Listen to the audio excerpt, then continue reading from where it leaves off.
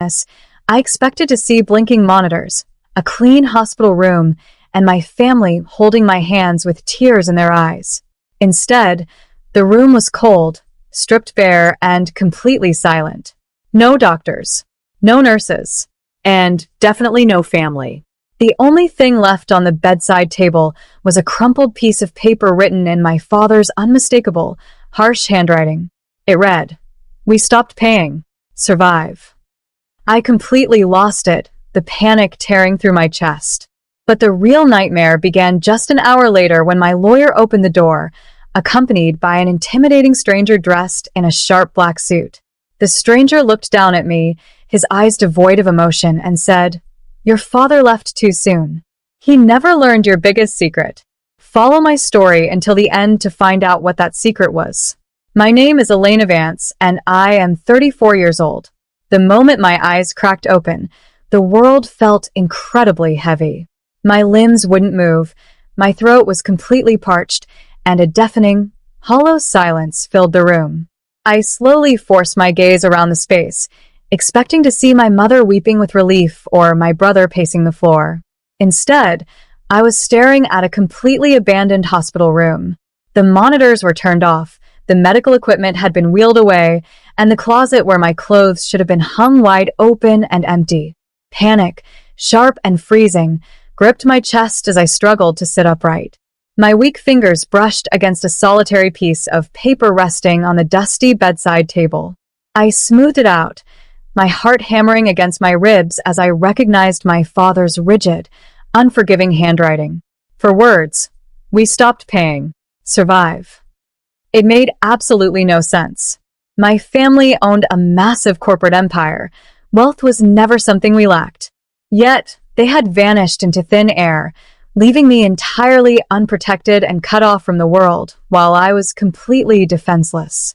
The sheer weight of their betrayal crashed down on me, leaving me gasping for air in that empty room you are watching from, so I can see how far my voice is reaching. Now, as I sat there shivering, the heavy wooden door slowly began to creak open. The heavy wooden door swung open fully, and I braced myself, hoping a doctor or a kind nurse would step through to explain this nightmare. Instead, the familiar face of Raymond, our family's longtime corporate lawyer, appeared. But he wasn't alone, and his usual air of arrogant confidence was completely shattered.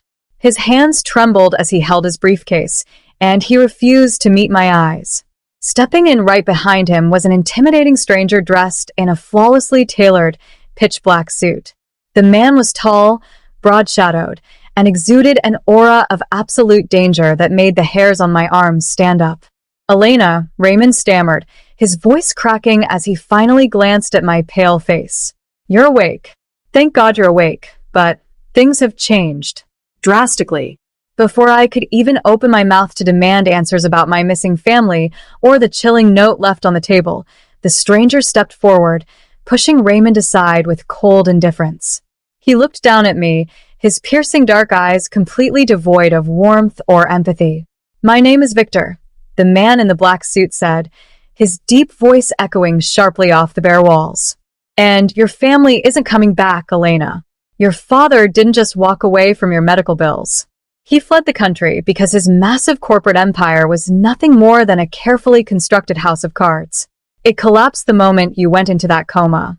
He leaned in closer, his shadow engulfing my bed. "And your father left a massive, hidden debt behind.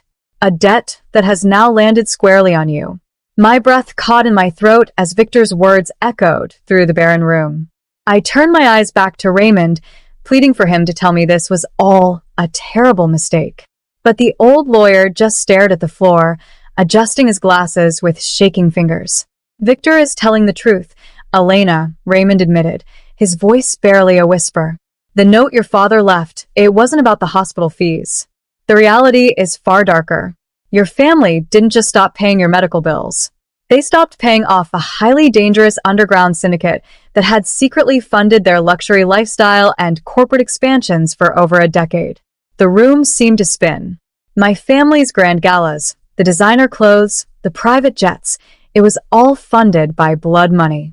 "When your father's fraud was on the verge of being exposed," Raymond continued, The syndicate gave them an ultimatum: pay the remaining balance or face total liquidation. Your parents and your siblings made a calculated decision. They gathered what liquid cash they could carry, packed their bags, and vanished into the night. By stopping the payments and fleeing, they intentionally sacrificed you. They used your comatose body as a distraction, leaving you behind as a human shield to absorb the syndicate's wrath while they cleared their own path to freedom. Victor stepped closer, a terrifying smile playing on his lips. They think they are safe overseas, Elena, but you're still here. And, according to our contract, you will face the wolves alone. 2 days later, I was officially discharged from the hospital. My legs were still weak, and my hands shook, but there was no time to rest. Victor kept a suffocatingly close watch on me, his black SUV idling right outside the clinic doors. He didn't say a word as he drove me straight to my family's estate. As we pulled into the long, winding driveway, the sight broke my heart. The manicured lawns were overgrown, the fountain was completely dry, and the massive front doors were plastered with bright orange foreclosure notices. The bank had already started its takeover, but Victor's men had bypassed the security locks to let us inside. The house felt like a tomb, frozen in time from the night they abandoned it. I walked directly into my father's private home office, the scent of his expensive cigars still faintly lingering in the air. Victor stood by the doorway, crossing his arms and watching my every move like a hawk. "Start searching," Victor commanded coldly. "Your father hid something here before he left. Find it." I began systematically tearing through the desk drawers, throwing aside old corporate contracts and worthless stock certificates. My fingers finally caught on a false panel hidden at the very back of the bottom drawer. I clicked it open to reveal a thick, hidden compartment. Inside were private surveillance logs and offshore bank statements detailing transactions I had never seen before. But as I read through the entries, my blood ran cold. My father hadn't just been hiding from his creditors. He had been running active surveillance logs on me for months before my accident. He was absolutely terrified of a secret he believed I possessed.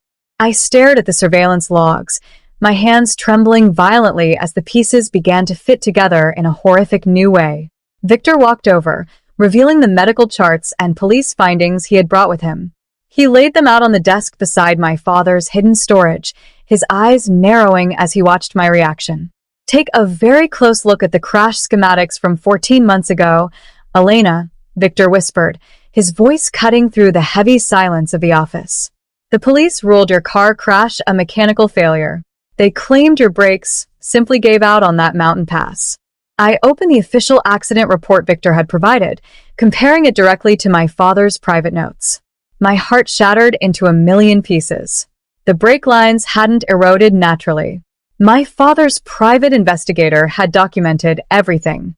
My own siblings, Christian and Natalie, had paid a mechanic to tamper with my vehicle the exact night before the crash.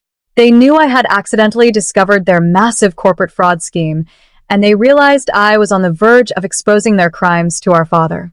To protect their inheritance and silence me forever, they orchestrated the entire crash. They didn't just abandon me in the hospital, they put me there. My father found out the truth while I lay unconscious in that bed, but instead of protecting his remaining daughter, he used the tragedy to manipulate the syndicate, buying himself enough time to pack the family fortunes and run. They all wanted me dead or asleep. But I was finally awake. Victor slammed his hand onto the desk, leaning down until his cold eyes were inches from mine. "We're out of time, Elena. Your family is gone. Your home is foreclosed, and you are staring down a debt that will destroy you. Tell me the secret your father died trying to uncover. What did you take from them?" A cold, calm sensation suddenly washed over me. The trembling in my hands completely stopped. I looked past Victor's intimidating posture, directly into his eyes, and a slow, sharp smile spread across my face. "You think my family left me behind as a helpless sacrifice, Victor?" I asked, my voice deadly quiet. "You have it completely backward. They didn't abandon me, they fled from me." Victor frowned, his confident demeanor faltering for the very first time. I leaned back in my father's leather chair. Before my siblings tampered with my car, I didn't just discover their corporate fraud. I hacked into their system and completely stripped them of everything.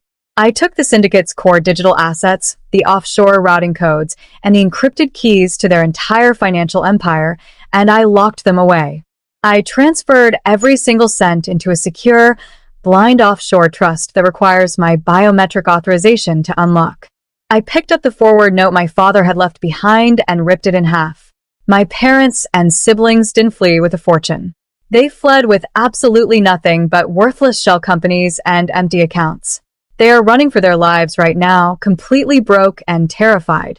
I don't just hold the keys to their survival, Victor. I hold the keys to your syndicate's entire missing fortune. Victor stared at me in stunned silence, the sheer weight of my revelation resetting the power balance in the room. He realized instantly that killing me or letting me fall into debt would permanently bury the syndicate's missing fortune. Within an hour, we struck a rock-solid deal. In exchange for releasing a structured portion of the encrypted assets back to his organization, Victor wiped out my family's alleged debt entirely, guaranteed my absolute safety, and provided me with a team to track down my treacherous relatives. My parents and siblings had run to a remote corner of Europe, believing they had successfully escaped their past. But without a single cent to their names, their downfall was swift and agonizing. Local authorities, tipped off by my secure digital archives, arrested my siblings for corporate fraud, while my parents were left completely ruined and exposed. What would you do if you woke up to find your family heads below?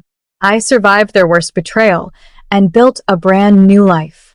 Thank you for watching until the end, and make sure to check out the other incredible